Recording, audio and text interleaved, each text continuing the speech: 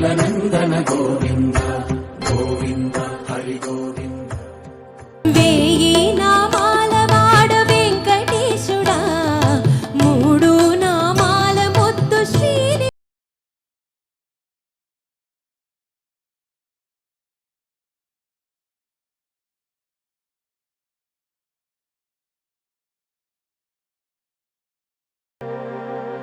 అందరికీ నమస్కారం. నేను మీ శ్రీనివాస్.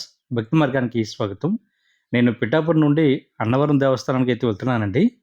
నేషనల్ హైవే పక్కనే ఉంటుంది, మీకు అది కూడా చూపిస్తానండి.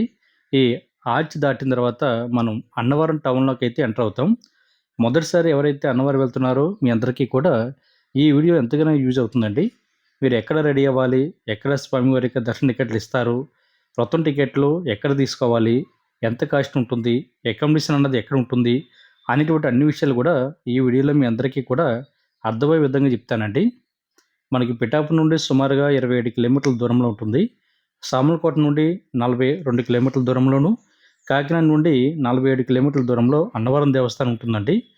మనం టౌన్లోకి ఎంటర్ అయిన వెంటనే ఈ మహాద్వారం దాటిన తర్వాత మనం ఇక్కడైతే బైక్ అయితే 20 రూపీస్, కార్కి అయితే 50 రూపీస్, అదేవిధంగా మనకి లారీలు కానీ లేదా ట్రాన్స్పోర్ట్ వెహికల్స్ ఏమైనా ఉన్నా కూడా 200 నుండి 250 రూపాయల వరకు కూడా మనం ఇక్కడైతే మహాద్వారం దగ్గర అమౌంట్ కట్టి మనం కొండపైకి అయితే వెళ్ళడానికి అయితే అవకాశం ఉంటుందండి. కొండపైకి వెళ్ళడానికి మనకి 2 మార్గాలు ఉంటాయండి. ఒకటి ఘాటీ రోడ్, ఇక్కడ కనిపిస్తుంది కదా, సుమారుగా ఒక 2 కిలోమీటర్లు ఉంటుంది. రెండోది మెట్ల మార్గం కూడా మనకి అందుబాటులో ఉంటుందండి. మీకు అది లాస్ట్లో చూపిస్తాను. కొండపైకి వచ్చిన తర్వాత ఇక్కడ మనకి కనిపించేటువంటి ఏరియా అంతా కూడా కార్ పార్కింగ్ ఏరియా అండి. కార్లు కానీ బస్సులు కానీ ఇక్కడ పార్క్ చేసుకోవచ్చు. ఇక్కడ నుంచి సుమారుగా ఒక 200 మీటర్ల దూరంలో మనకి మెయిన్ టెంపుల్ అయితే మనకి కనిపిస్తుంది. మనం ఇక్కడి నుంచి ఎంటర్ అయిన తర్వాత మనకి వెస్ట్ గోపురం వైపు అయితే బస్సులు అయితే ఆగుతాయండి. అంటే వెస్ట్ గోపురం అంటే రైల్వే స్టేషన్ మనకి అన్నవరం దేవస్థానం దగ్గరలోనే ఉంటుందండి. సుమారుగా ఒక 3 కిలోమీటర్ల దూరంలో అన్నవరంలో మనకి రైల్వే స్టేషన్ అందుబాటులో ఉంది. అదేవిధంగా బస్ స్టాండ్ కూడా మనకి అన్నవరంలో అందుబాటులో ఉంది కాబట్టి రాష్ట్రం నలుమూల నుండి కూడా ఈ అన్నవరం క్షేత్రం చేరుకోవడం చాలా సులభం అండి. ఇక్కడ కనిపించేది మనకి వెస్ట్ గోపురం. రైల్వే స్టేషన్ దగ్గర నుండి కానీ లేదా కొండ కింద నుండి కూడా మనకి బస్సులు, దేవస్థానం సంబంధించిన బస్సులు కూడా అందుబాటులో ఉంటాయండి. ప్రతి పావు గంటకి కూడా ఒక బస్సు ఉంటుంది. బస్ టికెట్ ఈచ్ పర్సన్కి 20 రూపీస్ అయితే తీసుకోవడం జరుగుతుంది. రైల్వే స్టేషన్ దగ్గర నుండి కొండ కింద నుండి అయితే 15 రూపాయలు అయితే తీసుకోవడం జరుగుతుందండి. మీరు మొదటిసారి వచ్చేవాళ్ళు లేదా నైట్ జర్నీ చేసి మీరు అలసిపోయిన వాళ్ళు కూడా మీరు రెడీ అవ్వడానికి కూడా అన్ని సౌకర్యాలు ఇక్కడే అందుబాటులో ఉంటాయండి.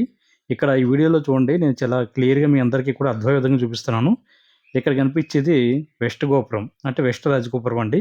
దాని పక్క సైడ్ లెఫ్ట్ సైడ్ వెళ్తే మీకు మొక్కుబళ్ళు ఏమైనా ఉన్నా కూడా మొక్కుబళ్ళు చెల్లించడానికి కానీ, స్నానం చేయడానికి ఆడవారికి సెపరేట్గా, మగవారికి సెపరేట్గా కూడా వాష్రూమ్లు అందుబాటులో ఉంటాయండి. ఇక్కడ చూడండి, వెస్ట్ రాజగోపురానికి లెఫ్ట్ సైడు మనకి ఇక్కడ చూడండి కేసన్ కండసాల ఉంది కదా, ఉచిత మరుగుదొడ్లు. ఇక్కడి నుంచి మనం లెఫ్ట్ సైడ్ తిరిగితే కిందకి డౌన్లోకి మెట్లు అయితే కనిపిస్తాయండి. ఇక్కడ మీకు ఏమైనా సరే మొక్కుబళ్ళు ఉన్నా కూడా మీరు తలనీలాలు సమర్పించడానికి ఇక్కడ అవకాశం ఉంటుంది. మనకి ప్రతిరోజు కూడా ఉదయం 5 గంటల నుంచి కూడా ఓపెన్ అయి ఉంటుంది కాబట్టి మీకు ఎవరికి కూడా ఎటువంటి ఇబ్బంది ఉండదండి. మీరు కొండ కింద నుంచి, అంటే రైల్వే స్టేషన్ దగ్గర నుండి మీరు కొండపైకి రావడానికి దేవస్థానానికి సంబంధించిన బస్సులు అందుబాటులో ఉంటాయి. అదేవిధంగా ప్రైవేట్ వెహికల్స్ కూడా అందుబాటులో ఉంటాయి కాబట్టి మీరు ఎవరు కూడా ఎటువంటి ఇబ్బంది కూడా పడనవసరం లేదు. కేసన్ కండసాల అంటే ఇది. దీనికి ఆపోజిట్ మనం టికెట్ తీసుకోవాలి. టికెట్ తీసుకుని లోపలికి వెళ్తే మనం అయితే ఇక్కడ తలనీలాలు సమర్పించడానికి అయితే అవకాశం ఉంటుందండి.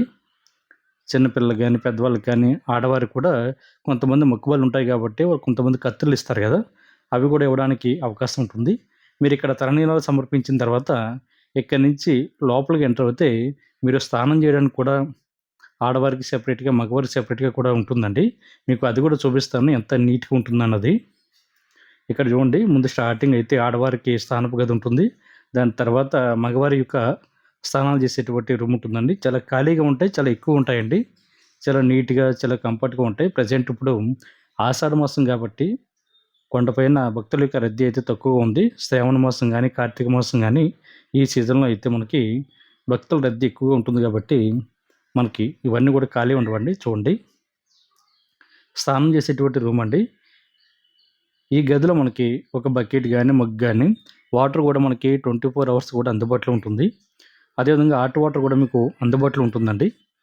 ఇక్కడే కొద్దిగా ఫ్రంట్ చూస్తే మనకి హాట్ వాటర్ కూడా కనిపిస్తుంటుంది. ఇక్కడ రెడీ అయిన తర్వాత మీరు కొద్దిగా పైకి వస్తే ఇక్కడ చూడండి, మీరు క్యాష్ అండ్ కన్సర్న్‌లకి 40 రూపీస్ ఈచ్ పర్సన్‌కి. నేను చూపించేది టికెట్ తీసుకున్నదండి. దానికి ఆపోజిట్ క్యాష్ అండ్ కన్సర్న్. చూసారు కదా, మొదటిసారి వెళ్ళే వాళ్ళకి ఎంతో యూజ్ అవుతుందండి. మీరు ఇక్కడి నుంచి ఇందాక దిగారు కదా కిందకి, సేమ్ అక్కడి నుంచి కొద్దిగా ఫ్రంట్కి వస్తే మళ్ళీ రైట్ సైడ్ తిరిగితే వెస్ట్ రాజగోపురం కనిపిస్తుంది కదా, దాని పక్క నుంచి మనం డైరెక్ట్గా ఆలయం లోపలికి వెళ్ళడానికి అయితే అవకాశం ఉంటుందండి. మనకి వెస్ట్ గోపురం వద్ద కూడా దర్శనానికి, అదేవిధంగా వ్రతానికి, స్వామివారి కళ్యాణం కూడా టికెట్లు అయితే ఇవ్వడం జరుగుతుంది. ఇక్కడ చూడండి, లోపల సత్యనారాయణ స్వామివారి వ్రతం అయితే జరుగుతుందండి. ఇది వెస్ట్ రాజగోపురం పక్కనే ఉన్నటువంటి మండపం అండి. ఇక్కడ కొద్దిగా ఫ్రంట్కి వెళ్తే ఆలయం లోపలికి అంటే వెస్ట్ రాజగోపురానికి ఎదురుగా మనకి టికెట్ కౌంటర్ ఉంటుంది. మీకు చాలా క్లియర్గా కనిపిస్తుందండి, ఎవరిని కూడా అడగనవసరం లేదు. అక్కడ మనకి టికెట్ ఛార్జీలు కూడా చాలా క్లియర్గా అందరికీ అర్థమయ్యే విధంగా పెట్టడం జరిగింది. కాబట్టి మీరు ఎవరు సపోర్ట్ తీసుకోకుండా మొదటిసారి వెళ్ళే వాళ్ళు కూడా ఎక్కడ కూడా ఎటువంటి ఇబ్బంది పడరండి. ఇక్కడ చూడండి, మనకి టికెట్ కాస్ట్ వ్రతం టికెట్ 300 రూపాయలు, అదేవిధంగా 1000 రూపాయలు, 1500, 2000 వరకు కూడా మీకు అందుబాటులో ఉంటుందండి. స్పెషల్ దర్శనం టికెట్ అయితే ఈచ్ పర్సన్కి 200 రూపాయలు తీసుకోవడం జరుగుతుంది. ఇక్కడ మనకి ఈ ఆలయానికి చుట్టూ కూడా మండపాలు ఉంటాయండి. ఈ మండపాలు కూడా మనకి 300 రూపాయల సత్యనారాయణ స్వామి వ్రత మండపం కానీ, 1000 రూపాయలు, 1500, 2000 వరకు కూడా మనకి మండపాలు ఉంటాయండి. అంటే పూజ అయితే అందరికీ ఒకే విధంగా జరుగుతుంది. కాకపోతే కూర్చునే మండపాలు ఉంటాయి కదా, ఇవి కొంచెం డిఫరెంట్గా ఉంటాయండి. ఇక్కడి నుంచి మనకి స్పెషల్ దర్శనం తీసుకుని మనం ఆలయం లోపలికి వెళ్ళొచ్చు. అంటే వాళ్ళకి అంతరాలయం దర్శనం ఉంటుందండి, లేదా ఫ్రీ దర్శనం కూడా మీకు అందుబాటులో ఉంటుంది. మీకు అది కూడా చూపిస్తానండి. ఇక్కడి నుంచి మీరు ఎంటర్ అవుతే అంటే వెస్ట్ రాజగోపురం ఉంది కదా, అక్కడి నుంచి మనం ఇటు సర్వదర్శనం చేసుకోవడానికి కూడా అవకాశం ఉంటుంది. దాన్ని ఎదురుగుంటే మనకి మండపాలు కనిపిస్తున్నాయి కదండి, ఇక్కడ మండపాలు అవి 300 రూపాయల సత్యనారాయణ స్వామి వారి వ్రత మండపాలండి. చుట్టూ కూడా మండపాలే ఉంటాయి. మనకి వ్రతం అన్నది ప్రతిరోజు కూడా ఉదయం 6 గంటల నుండి సాయంత్రం 5 గంటల వరకు కూడా కంటిన్యూగా ప్రతిరోజు కూడా జరుగుతూ ఉంటాయండి. ప్రతి 1 అవర్కి కూడా ఒక బ్యాచ్ చొప్పున స్వామివారి వ్రతం అయితే జరుగుతూ ఉంటుంది. మీరు పూజ టికెట్ కొనుక్కున్నప్పుడే అంటే సత్యనారాయణ స్వామి వ్రతం టికెట్ కొనుక్కున్నప్పుడే మీకు ఆ టికెట్లోనే దేవస్థానం వాళ్ళు అయితే పూజ సామాగ్రి కూడా అంతా ఇవ్వడం జరుగుతుందండి.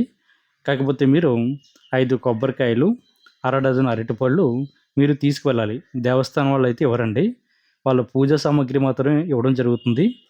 ఒక టికెట్ మీద భార్యాభర్తలు కానీ ఒక ఫ్యామిలీ కానీ వెళ్ళి సత్యనారాయణ స్వామి వారి వ్రతం చేయించుకోవడానికి అయితే అవకాశం ఉంటుంది. పూర్తిగా మీరు సంప్రదాయ వస్త్రాల్లోనే చేయించుకోవడం ఉత్తమం అండి. ఇక్కడైతే ప్రతి ఒక్కరు కూడా వాళ్ళు జీన్ ప్యాంట్లు కానీ టీ షర్ట్లు కానీ వేసుకుని సత్యనారాయణ స్వామి వ్రతం చేయించుకుంటున్నారు. కానీ అంటే ఎలా చేస్తున్నారండి, ఎలా చేయడం లేదన్నది ఏమీ లేదు, చేస్తున్నారు. కాకపోతే మనం ఆధ్యాత్మిక కార్యక్రమాల్లో పాల్గొన్నప్పుడు సంప్రదాయ వస్త్రాల్లో పాల్గొనడం మంచిదండి. ఇక్కడ కనిపించేటువంటి ఆలయం మనకి రామాలయం అండి. అది మనకి కింద కనిపిస్తుంది, అది కూడా మీకు సెపరేట్గా చూపిస్తాను. ఇక్కడ చూడండి, మనకి సహస్ర దీపాలంకరణ కానీ, నామకరణం కానీ, అన్నప్రాసన కానీ ఇవన్నీ కూడా మనకి ప్రతిరోజు కూడా ఉదయం 6 గంటల నుంచి మధ్యాహ్నం 1 గంట వరకు కూడా మనకి అంటే ఈస్ట్ రాజగోపురం దాని ఎదురుగా ఉన్నటువంటి మండపంలో జరుగుతుందండి. ఇక్కడ చూపిస్తాను చూడండి. ఇక్కడ చిన్నపిల్లలకి పేరు పెట్టాలనుకున్నా, లేదా అక్షరాభ్యాసం కానీ, నామకరణం కానీ ఇటువంటి కార్యక్రమాలన్నీ కూడా మనకి ఈస్ట్ రాజగోపురం ఎదురుగా ఉన్నటువంటి మండపాల్లో జరుగుతుంది. సహస్ర దీపాలంకరణ సేవ కూడా ఇక్కడే జరుగుతుందండి. మీకు ఇక్కడ చూపించేటువంటి ప్లేసు 200 రూపాయల స్పెషల్ దర్శనం కూడా ఇక్కడి నుంచి ఎంటర్ అవుతారు. ఇది మనకి స్వామివారి ఆలయంలో 2 రాజగోపురాలు అయితే కనిపిస్తాయండి. మీకు నేను స్టార్టింగ్ చూపించాను కదా, అది వెస్ట్ రాజగోపురం. ఇక్కడ కనిపించేది ఈస్ట్ రాజగోపురం. మనం ఎక్కువగా ఫొటోస్ ఇవన్నీ కూడా ఈస్ట్ రాజగోపురం వైపే దిగుతూ ఉంటామండి. ఇక్కడి నుంచే 200 రూపాయల స్పెషల్ దర్శనం కానీ, లేదా ప్రోటోకాల్ దర్శనాలు ఇవన్నీ కూడా ఇక్కడి నుంచే ఉంటాయి. లిఫ్ట్ ఫెసిలిటీ అయితే మీకు వెస్ట్ రాజగోపురం వైపు సర్వదర్శనానికి వెళ్తున్నాం కదండి, అక్కడి నుంచి అయితే మీకు లిఫ్ట్ ఫెసిలిటీ ఉంటుందండి. ఎవరైనా పెద్దవాళ్ళు ఉన్నా, లేదా నడవలేని వాళ్ళు ఎవరైనా ఉన్నా కూడా మీకు లిఫ్ట్ ఫెసిలిటీ అక్కడ అందుబాటులో ఉంటుంది. మీరు అక్కడి నుంచి మీరు స్వామివారి ఆలయంలోకి వెళ్ళడానికి అయితే అవకాశం ఉంటుందండి. ఇక్కడ స్వామివారు మనకి 2 అంతస్తులు ఉంటారండి. పై అంతస్తులో మనకి సత్యనారాయణ స్వామి, సాక్షాత్తు పరమశివుడు, అనంతలక్ష్మి అమ్మవారు కూడా ఒకే పీఠంపై కొలువై ఉండి భక్తులకైతే దర్శనం ఇవ్వడం జరుగుతుంది. ఈ ఆలయానికి ఎదురుగా మనకి రావి చెట్టు ఉంది కదండి. ఇది పూర్వం నుంచి కూడా ఈ రావి చెట్టు చుట్టూ కూడా చాలామంది భక్తులు ప్రదక్షిణ చేసి నేతి దీపాలు అయితే వెలిగించడం జరుగుతూ ఉంటుందండి.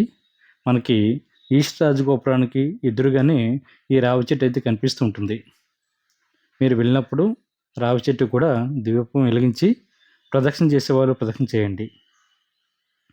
మనం స్వామి ఈస్ట్ రాజగోపురం ఉంది కదండి, అక్కడి నుంచి కొద్దిగా కిందకి దిగితే మీకు రామాలయం కానీ, లేదా మనకి ప్రసాదం కౌంటర్లు కానీ, లేదా టికెట్ తీసుకోవడానికి మనకి రెండో ప్లేస్ కూడా మీకు అందుబాటులో ఉంటుంది. కొండపైకి వచ్చేది మనకి 3 మార్గాలు ఉంటాయండి. ఒకటి అంటే వెస్ట్ రాజగోపురం నుండి కూడా లోపలికి ఆలయం లోపలికి రావడానికి అవకాశం ఉంటుంది. అదేవిధంగా మన కొండపైకి వచ్చిన తర్వాత ఈస్ట్ రాజగోపురానికి ఎదురుగా ఉన్నటువంటి ప్లేస్ మెట్లు ఉంటాయండి. అక్కడి నుంచి కూడా మీరు కొండపైకి రావడానికి అయితే అవకాశం ఉంటుంది. మీరు కొండపైకి వచ్చిన తర్వాత కొబ్బరికాయలు కానీ లేదా అరటిపళ్ళు కానీ కొనుక్కోవడానికి అన్ని సౌకర్యాలు కూడా మీకు అందుబాటులో ఉంటాయండి. ఎవరు కూడా ఎటువంటి ఇబ్బంది కానీ కంగారు కానీ పడనవసరం లేదు. ఇక కనిపించేటువంటి మండపాలు కూడా అన్నీ కూడా సత్యనారాయణ స్వామి వారి అంటే వ్రత మండపాలండి. మనకి చూడండి, ఇక్కడ 300 రూపాయల వ్రత మండపం నెంబరు 7 అంటే 1 2 3 4 5 6 7 8 వరకు ఉంటాయండి. కాబట్టి ఎంతమంది అయినా సరే వ్రతం చేయించుకోవడానికి అవకాశం ఉంటుంది. ప్రతి 1 అవర్కి కూడా ఒక బ్యాచ్ చొప్పున వ్రతం అయితే జరుగుతూ ఉంటుంది. వ్రతం చేయించుకునే వాళ్ళు మొదటిసారి చేయించుకునే వాళ్ళు అయితే కొద్ది కంగారు కానీ ఇబ్బంది కానీ ఉంటుంది. కాబట్టి మీరు ఎటువంటి కంగారు కానీ ఇబ్బంది కానీ పడనవసరం లేదండి. ఇక్కడ ఉన్నటువంటి పూజారులు ఎవరైతే ఉంటారో లేదా పండితులు ఎవరైతే ఉంటారో వీళ్ళు చాలా నీట్గా చాలా క్లియర్గా అర్థమయ్యే విధంగా మీకు చెప్పడం జరుగుతుంది. సంకల్పం ఎప్పుడు చెప్పాలి, మీ గోత్రం ఎప్పుడు చెప్పుకోవాలి, మీ పేరు, మీ ఫ్యామిలీ మెంబర్స్ పేర్లు ఎప్పుడు చెప్పుకోవాలి అన్నది ప్రతిదీ కూడా సంకల్పంలో అందరికీ అర్థమయ్యే విధంగా చెప్పడం జరుగుతుంది. సత్యనారాయణ స్వామి వారి వ్రత కథ, వ్రతం పూజ చేసేటువంటి విధానం మొత్తం అంతా కూడా చెప్పడం జరుగుతుంది. మీకు ఎటువంటి డౌట్ ఉన్నా కూడా అక్కడ ఉన్నటువంటి పండితులతో పాటు దేవాలయానికి సంబంధించినటువంటి సిబ్బంది కూడా అందుబాటులో ఉంటారండి. వాళ్ళు మీకు హెల్ప్ చేస్తూ ఉంటారు. పూజ సామాగ్రి మొత్తం అంతా కూడా వాళ్ళే ఇవ్వడం జరుగుతుంది. కాబట్టి మీరు ఎవరు కూడా ఎటువంటి కంగారు కానీ ఎటువంటి ఇబ్బంది కానీ పడనవసరం లేదు. మండపాన్ని ఎప్పుడు సర్దుకోవాలి, కొబ్బరికాయ ఎప్పుడు కొట్టాలి, స్వామివారికి దీపం ఎప్పుడు వెలిగించాలి, తమలపాకులు ఏ విధంగా పెట్టుకోవాలి అన్నది పూజ అంతా కూడా చాలా నీట్గా చాలా క్లియర్గా అర్థమయ్యే విధంగా వాళ్ళు చెప్పడం జరుగుతుంది. నేను ఇందాక చెప్పినటువంటి రావి చెట్టు దగ్గర మనకి ఆవు నేతి దీపాలు కూడా అమ్మడం జరుగుతుంది. కాబట్టి మీరు దీపాలు కొనుక్కొని దీపాలు కూడా వెలిగించవచ్చు. నేను ఇందాక చెప్పినట్లుగా స్వామివారు ఇక్కడ 2 అంతస్తులో అయితే మనకి దర్శనం ఇవ్వడం జరుగుతుంది కదండి. పై అంతస్తులో సత్యనారాయణ స్వామి వారు, సాక్షాత్ పరమశివుడు, అనంతలక్ష్మి అమ్మవారు కూడా ఒకే పీఠంపై కొలువై ఉండి భక్తులకు అయితే దర్శనం ఇవ్వడం జరుగుతుంది. స్వామివారిని దర్శించుకుని మనం కిందకు వచ్చిన తర్వాత మనకి బ్రహ్మ విష్ణు మహేశ్వరులు సంబంధించినటువంటి మహాయంత్రం కూడా ఉంటుందండి. నేను స్వామివారి ఆలయాన్ని చూడడానికి వెళ్ళినప్పుడు, దర్శించుకోవడానికి వెళ్ళినప్పుడు కూడా స్వామివారి యొక్క ఊరేగింపు కూడా జరుగుతుందండి. మీరు ఇక్కడ చూడొచ్చు. స్వామివారి యొక్క ఊరేగింపు సమయం కరెక్ట్గా 12 పైన అవుతుందండి చిల్లరి. ఆ టైంలో మనకి స్వామివారిని అయితే ఊరేగించి ఆలయం లోపలికి అయితే తీసుకెళ్తున్నారు. కాబట్టి మొదటిసారి వెళ్ళే వాళ్ళు ఎవరు కూడా ఎటువంటి ఇబ్బంది పడనవసరం లేదండి. మీకు అకామిడేషన్ కూడా మీకు ఆన్లైన్లోను ప్లస్ ఆఫ్లైన్లో కూడా ఇవ్వడం జరుగుతుంది. ఆఫ్లైన్లో నేరుగా కొండపైకి వచ్చిన తర్వాత సిఆర్ ఆఫీస్ దగ్గర మీకు రూమ్స్ అయితే అందుబాటులో ఉంటాయి. ఏసీ అండ్ నాన్ ఏసీ కూడా అందుబాటులో ఉంటుంది. కాబట్టి మీరు ఎటువంటి ఇబ్బంది కూడా పడనవసరం లేదు. సిఆర్ ఆఫీసు ప్రతిరోజు కూడా ఉదయం 6 గంటల నుంచి ఓపెన్ ఉంటుంది. కాబట్టి మీరు నేరుగా కొండపైకి వచ్చిన తర్వాత మీరు ఆఫ్లైన్లో రూమ్ తీసుకోవచ్చు. మీకు ఆలయానికి లెఫ్ట్ సైడ్ కూడా గోశాల ఉంటుందండి. మీకు ఆ గోశాల కూడా చాలా క్లియర్గా చూపిస్తాను. దాని పక్కనే సండైల్ ఉంటుంది. దాని పక్కనే స్వామివారికి రథ మండపాలు. అక్కడ నుంచి మీరు వెస్ట్ రాజగోపురానికి వెళ్ళడానికి కూడా దారి ఉంటుంది. ఇక్కడ చూడండి, మీకు గోశాల అయితే చూపిస్తున్నాను. మీకు చూశారు కదా ఎంట్రన్స్ గోశాల, గోకులం అని ఉంది కదండి.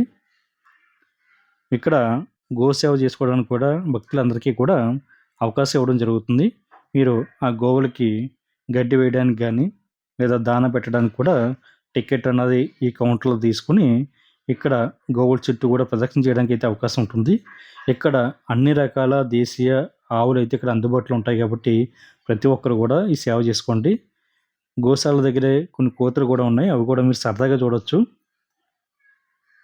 ఈ గోశాలలో మనకి చుట్టూ కూడా గోవులు ఉంటాయండి, మధ్యలో శ్రీకృష్ణ పరమాత్మ ఉంటారు. అదేవిధంగా మనకి ఆ స్వామివారి దగ్గర పండితులు కూడా అందుబాటులో ఉంటారు. మన గోత్రనామాలతోటి మనల్ని దీవించడం జరుగుతుంది. చూశారు కదా, కపిలావు ఇవన్నీ కూడా మనకి ఇక్కడ దర్శనం ఇవ్వడం జరుగుతుంది. అదేవిధంగా మీరు కొండపైకి వచ్చిన తర్వాత చాలామంది అడుగుతున్నారండి, వ్రతం చేయించుకున్న వాళ్ళు పాటించవలసినటువంటి నియమాల గురించి అడుగుతున్నారు.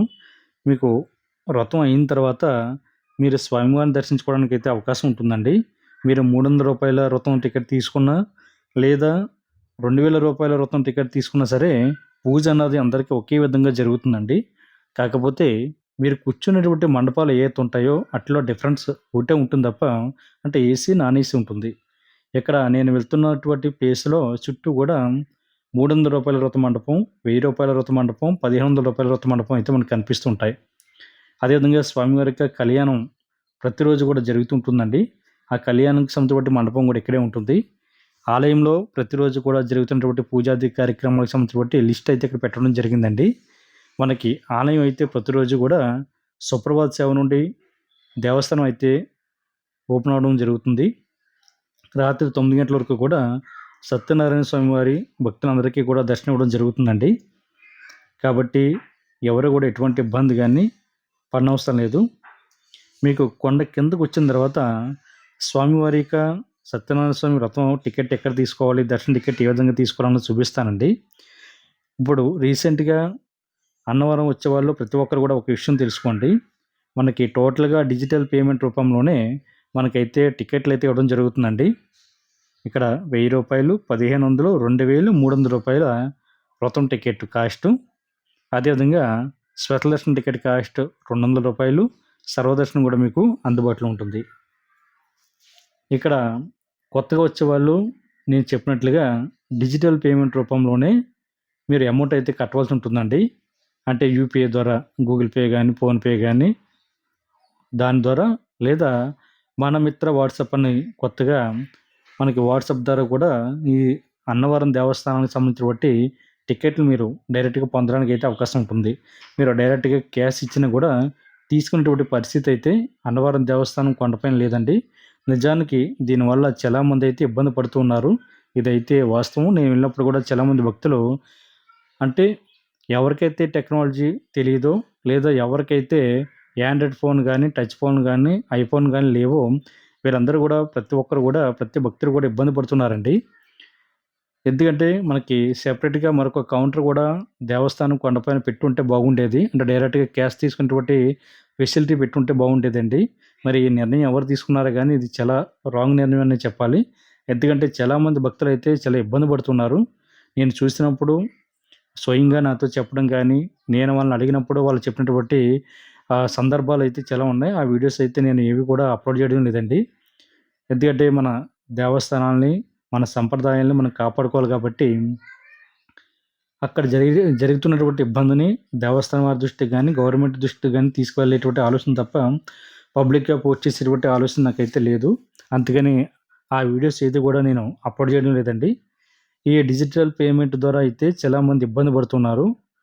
ఇక్కడ ఎందుకంటే చాలామంది పల్లెటూరు నుండి వచ్చేటువంటి పెద్దవాళ్ళు కానీ, లేదా చదువురాని వాళ్ళు కానీ, లేదా ట్రైబల్స్ ఏరియా నుంచి వచ్చేటువంటి వాళ్ళు కానీ అందరూ కూడా చాలా ఇబ్బంది పడుతున్నారు. చూసారా, ఇక్కడ కనిపించేటువంటి ఆడవాళ్ళు ఎవరికి కూడా ఈ డిజిటల్ పేమెంట్ గురించి తెలియదు.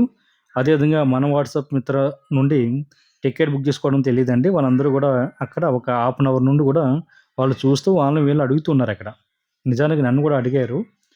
ఇక్కడ చాలామంది, ఇక్కడ ఒక పండితులు అయితే ఉన్నారు. ఆయన అయితే కొంతమందికి టికెట్స్ స్వయంగా ఆయనే బుక్ చేసి ఇవ్వడం జరుగుతుంది.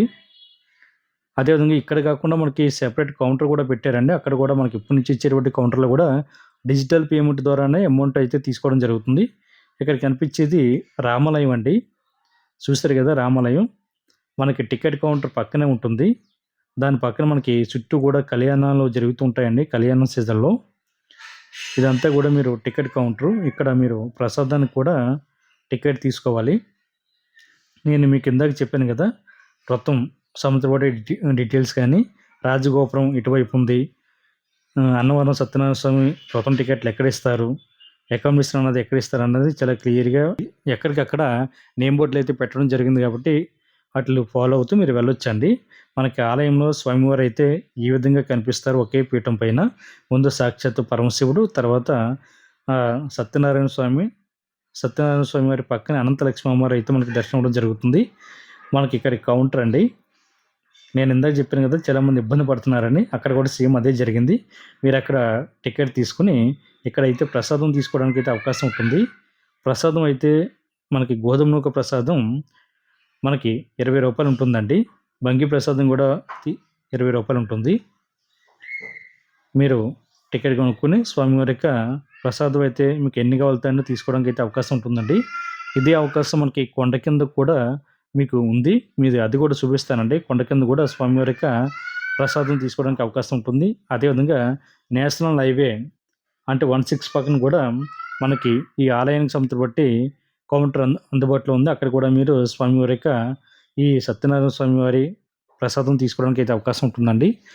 అంటే మనకి సర్వీస్ రోడ్ నుండి అంటే అన్నవరం టౌన్ నుండి వెళ్ళే వాళ్ళు మనకి స్వామివారిని అక్కడి నుంచే దర్శించుకుని వెళ్తుంటారు కాబట్టి కొండపైకి రాకుండా అక్కడ కూడా కింద కూడా మీరు సత్యనారాయణ స్వామివారి పాదుకలు అందుబాటులో ఉంటాయి. మీరు ఆ పాదుకలను నమస్కరించుకుని పక్కన కనకదుర్గమ్మ వారి టెంపుల్ కూడా ఉంటుందో అది కూడా చూపిస్తాను మీకు. అదేవిధంగా టికెట్ కౌంటర్ తీసుకుని అక్కడ కూడా ప్రసాదం పొందడానికి అయితే అవకాశం ఉంటుంది.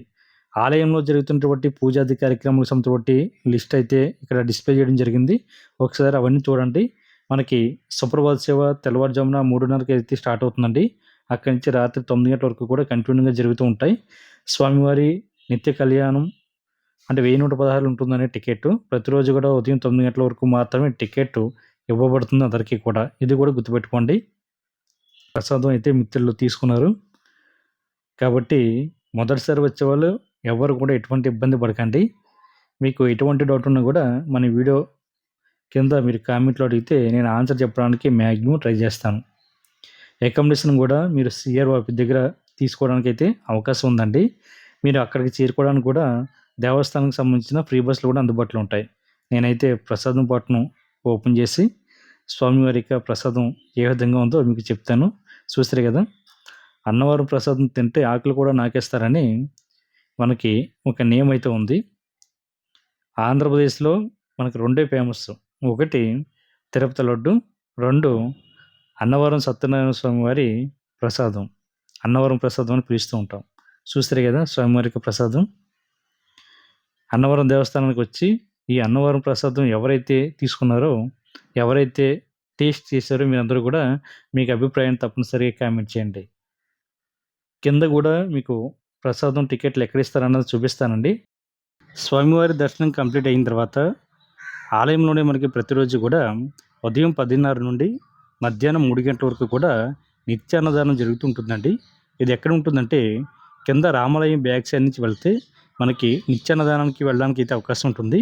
దాని పక్కనే లెఫ్ట్ సైడు ఇక్కడ కనిపించేటువంటి బిల్డింగ్ ఏదైతే ఉందో ఈ బిల్డింగ్లోనే మనకి స్వామివారి అన్నవరం ప్రసాదం అయితే తయారవుతుందండి. ఇది లలిత రైస్ మిల్ వారు అయితే కట్టించడం జరిగింది. శ్రీ వీర వెంకట సత్యనారాయణ స్వామి వారి భూతాది భవనం ఉంది కదా, ఇది మట్టే సత్యప్రసాద్ గారు అయితే నిర్మించడం జరిగింది.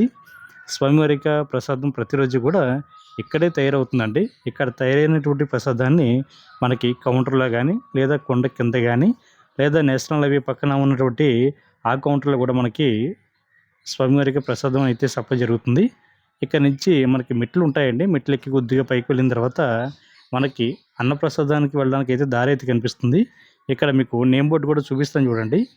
అదేవిధంగా మీరు వెస్ట్ రాజగోపురం ఉంది కదా, అక్కడి నుంచి కూడా మీరు ఈ స్వామివారి అన్నప్రసాదానికి అయితే రావడానికి అయితే అవకాశం ఉంటుంది. స్వామివారికి అన్నప్రసాదం అయితే చాలా బాగుంటుందండి.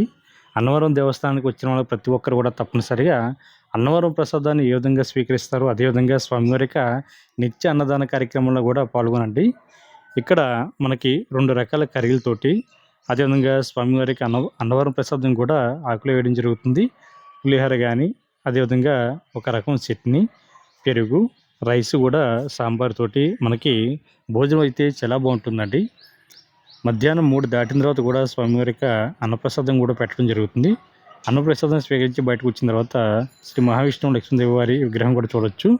మనకి రూట్ మ్యాప్ కూడా పైన బోర్డు అయితే పెట్టారండి. మనకి దేవస్థానం సంస్థ బట్టి ఫ్రీ బస్ అయితే కాదండి ఇది. మనకి 20 రూపీస్ తీసుకుని రైల్వే స్టేషన్కి కానీ బస్ స్టాండ్కి కానీ తీసుకోవడం జరుగుతుంటుంది. మనం కొండ దిగిన తర్వాత కానీ లేదా ఈ టౌన్ నుంచి వెళ్తున్నప్పుడు కూడా మీరు అన్నవరం సత్యనారాయణ స్వామి వారి పాదుకలు దర్శించడానికి అయితే అవకాశం ఉంటుందండి. మనకి సర్వీస్ రోడ్ పక్కనే దేవస్థానం ఉంటుంది కాబట్టి మెట్ల మార్గం కూడా ఇక్కడి నుంచి ఉంటుందండి. మీకు 2 చూపిస్తాను.